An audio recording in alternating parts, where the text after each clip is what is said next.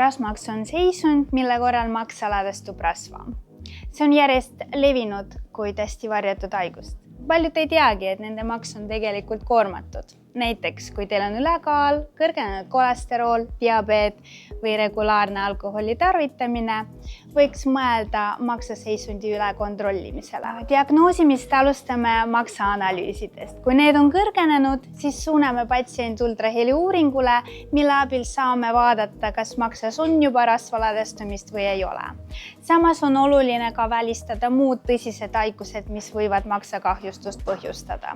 Spetsiifilist ravi rasvamaksa vastu kahjuks ei ole, kuid hea uudis on see, et see maksakahjustus on pöörduv. Õigete valikutega te saate maksa taastada ja ennetada tõsiseid tüsistusi. Kui sul on tervisealaseid küsimusi, jäta need meile kommentaarina ja võib-olla järgmises videos me vastame neile.